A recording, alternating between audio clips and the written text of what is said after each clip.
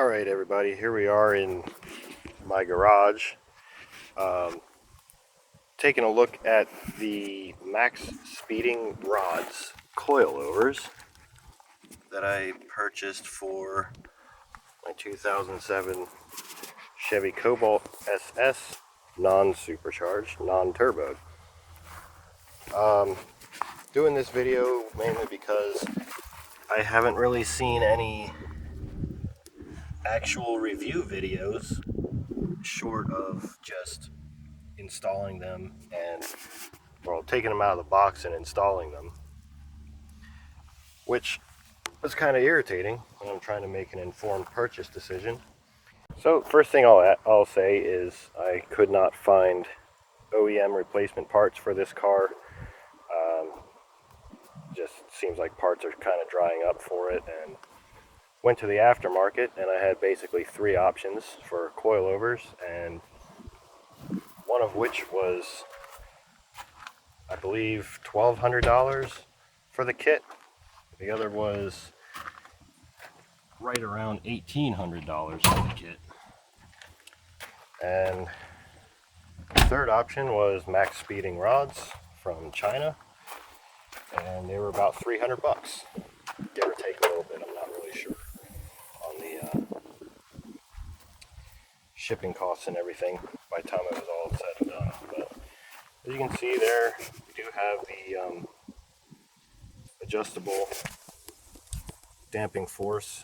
It's only one knob for both dampenings or damping, so you can't individually adjust compression and rebound, which, you know, it is what it is. I went into this understanding that this is a budget product, not expecting the absolute top performance track ready. Like, I'm not expecting this to be a very high-end product.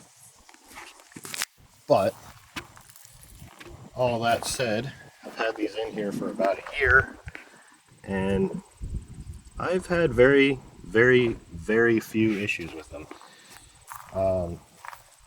One issue was that this one sway bar link in there, I don't know if you can even see that, but the sway bar link for the driver's side kept coming loose.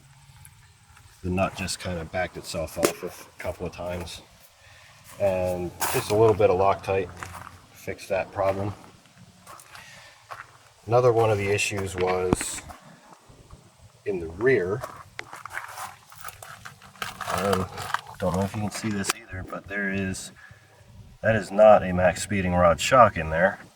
That's because the rear suspension setup for this car was so incredibly low, even at its max travel, that if you jacked up the body just a little bit, the springs would literally fall out. So I don't know if that was a mix-up on what springs I got, but I didn't feel comfortable using them, so I just put the stock springs back in with my Bilstein shocks back there, and they're perfectly fine. They're definitely adequate. I didn't really have any other issues. Installation was very smooth. I won't say effortless, but it was not very complicated. Everything was pretty much plug and play. The only thing I had to do, and this was mentioned by users on their website, certain models of Cobalts, you do have to drill a hole right next to the original hole on the strut tower. That was no big deal. I will say a few things. You want to make sure that you grease everything, especially the tops and bottoms of the springs, or not the springs, but where the springs set onto the actual coilover.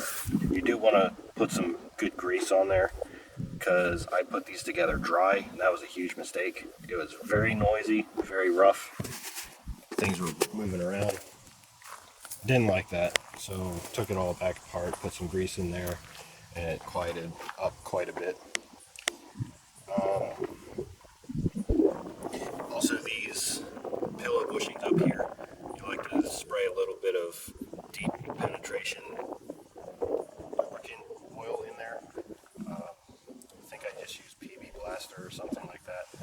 something to get in there and lubricate that so that it doesn't clunk when you're going around corners as everything shifts. This bushing can tend to make a little bit of noise. But all in all, other than the usual nightmare of drive it, adjust, drive it, adjust, drive it, adjust, now I adjusted too far, go back, now it's back too far. It took me probably a good month or so of afternoons just adjusting a little bit here, adjust a little bit there, until everything felt nice and smooth. We'll say the ride quality is not what I would consider pleasant, but that is something that I kind of expected going into this. I know that the more close to race components you get, the less daily driver it feels. It takes corners very well. It's very stable through corners. I completely forgot to mention, this is about 2.5 to 3 inches lowered in the front end now. You very rarely notice it, other than if you've been keeping up with this channel at all, you would recognize this. Sometimes that gets a little scraped up going over, like pulling into the city street over the sidewalk or whatever, but other than that, you don't really notice it. I did go ahead and install new sway bar bushings while I was in there. Everything was ripped apart. It was just easy to get to, and that helped tighten up the cornering a little bit too. Actually, I'll go ahead and say this. That is a suggestion I would make if you're gonna go with something like this and you're already in there. Just unless those sway bar bushings look brand new, I would just go ahead and put a new set on. I think a pair for this car was like $8. So save yourself the headache of having to go back in there and do it later. That's why you have everything ripped apart. Just throw those in. You won't really notice it on the highway.